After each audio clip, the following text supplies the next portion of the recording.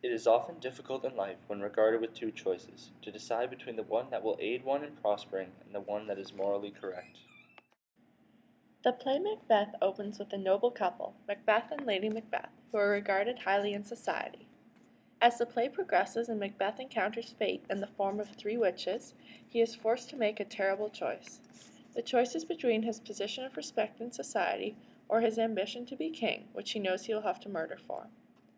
The downfall that ensues his decision is remarkably similar to the modern-day TV series Breaking Bad, where the protagonist Walter White follows the same path as Macbeth to become an all-powerful tyrant. In the beginning, in both cases, both men constantly struggle with their moral code and their values in relation to the choices that they are making. As Macbeth first begins his plans to kill King Duncan, he exhibits much confliction towards his choice and makes numerous excuses as to why he should not. Similarly, in Breaking Bad, Walter's first murder of Crazy Eight takes him much consideration, and his compassion is present as he feeds him for several days before making his decision. Evidently, in both cases, Macbeth and Walter White both realize the consequences of their actions but choose to continue anyways, using various excuses as justification. Specifically, in William Shakespeare's Macbeth, the characters use ambition to justify nefarious choices, which lead to guilt, remorse, suffering, and ultimately complete self-destruction. In fact, truly evil people cannot comprehend their negative choices, but logical people who willfully disregard the negativity are left suffering the results of making the wrong choice. Throughout the progression of the play, Shakespeare demonstrates both Macbeth and Lady Macbeth's growing sense of remorse for their evil choices. Indeed, remorse appears as prevalent repercussion for these decisions. Had I died but an hour before this chance, I had lived a blessed time. For from this instant there's nothing serious in mortality. All is but toys, renown and grace is dead. The wine of life is drawn, and the mere lees is left this vault to brag of. One prominent literary device represented by Shakespeare is pathetic fallacy.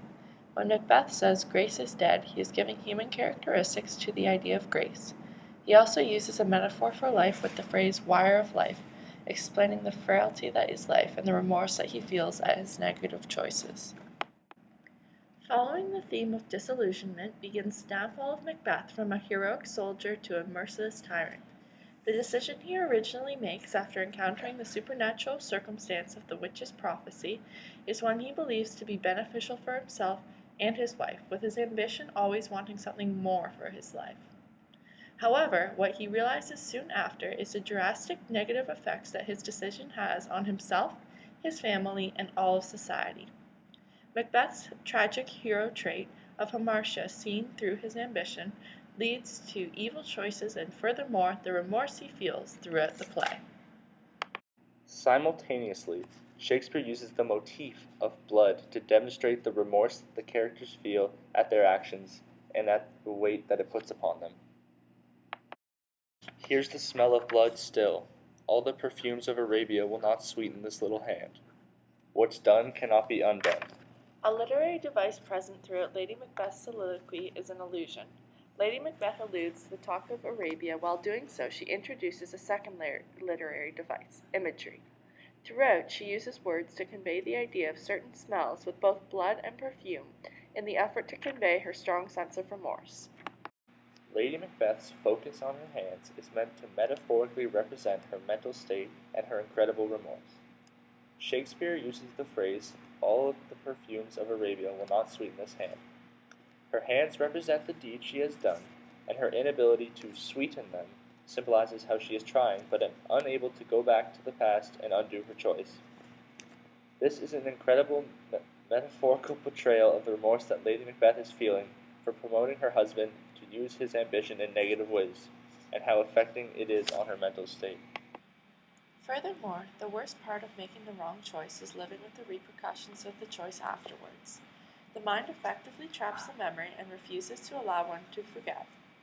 The overwhelming sentiment of guilt is represented as a negative reflection of corrupt choices. But now I am cabined, cribbed, confined, bound into saucy doubts and fears. The literary devices shown when Macbeth says cabin, crib, confined are both alliteration and consonants, which are used to represent the way Macbeth feels trapped in his own mind. Pathetic fallacy is also another device used as he states bound to saucy doubts and fears. This example ties into the theme of responsibility and the negative aspects that go along with the decisions one makes. Macbeth experiences complete lack of control even within his own mind, leading to a guilty conscience. Moreover, Shakespeare uses the weather as a symbol of the repercussions of choices made as well. Thou seest the heavens as troubled with man's act, threatens his bloody stage, by the clock 'tis day, and yet dark night strangles the travelling lamp. Is night's predominance, or the day's shame, that darkness does face the earth intone, when living light should kiss it? Primarily, Macbeth is using powerful imagery to convey his emotions. He contrasts day and night and uses his feelings of incredible guilt to demonstrate the changes seen even in the weather. The weather in the country symbolizes the exact turmoil in Macbeth's head over the guilt he feels about his murderous deed. This correlates with the theme of the supernatural. The powerful witches who had the power of prophecy of Macbeth's fate are again brought to mind as the weather grows dark, symbolizing the dark actions in the country. The theme of the supernatural and fate, along with Macbeth's already present ambitions, leads to complete mental destruction for Macbeth in the form of guilt. Creating change and seeing results for oneself often causes struggling. However, negative choices affect the mind and body of the culprits in equally negative ways. Moreover, the despicable actions of characters lead to immense suffering. The time has been that when the brains were out, the man would die, and there an end. But now they rise again, with 20 mortal murders on their crowns, and push us from our stools.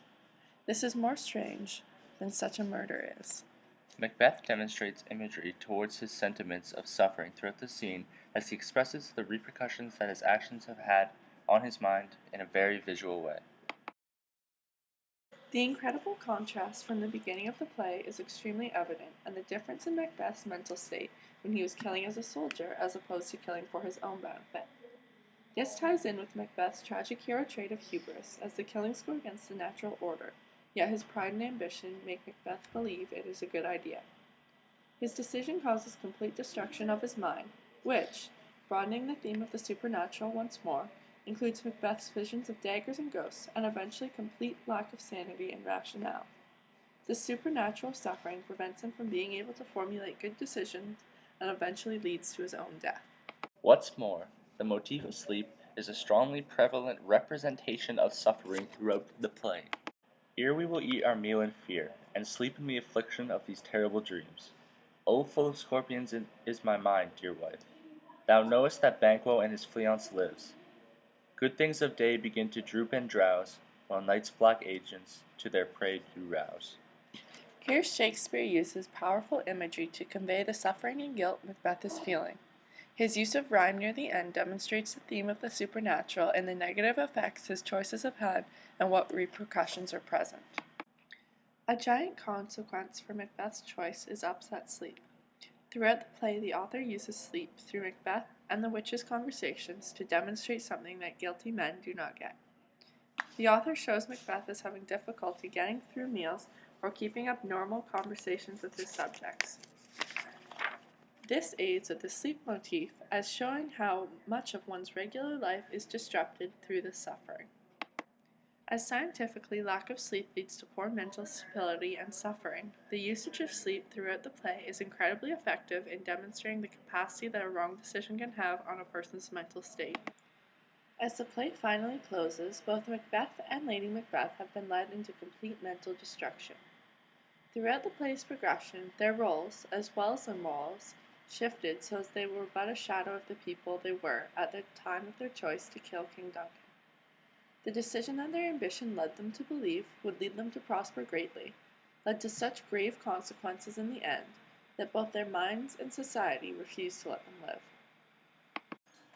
Similar to the characters' downfalls in Macbeth, the series Breaking Bad shares similar destructive concepts. As both Macbeth and Walter rise in power, they both exhibit similar decay in their mental health along with their closest accomplices. When Macbeth succeeds in his plan and becomes king, for instance, Lady Macbeth starts to sleepwalk and becomes extremely ill, which leads her to killing herself. As Walter rises in power, his accomplice Jesse rapidly falls back into drug-addicted ways, which almost leads to him killing himself as well. Similarly, Walter and Macbeth both exhibit falls in their mental states as retribution for the choices that they made. Macbeth, for instance, grows increasingly paranoid, which leads him to irrational decisions and more evil choices and murders. His ambition, which had originally helped to promote his desire to kill the king, is completely overtaken by his inflicted mental state, and he loses complete value for all but safety from his thoughts. Walter White pays retribution for his killing of Crazy Eight, as well as his growing drug industry in similar ways. His devotion to his family, which was the cause for him to begin producing drugs, is taken over by his mental anguish.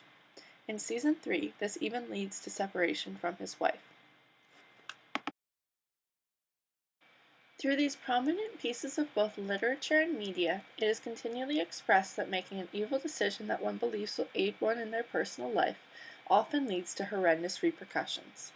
In Macbeth specifically, attempting to rationalize a choice that one knows is unjust nevertheless causes incredible mental anguish in many prevalent ways, including incredible guilt, remorse, and suffering for the characters. In the end, an evil choice cannot go unpunished, and the killing of one leads to the mental and physical death of numerous others.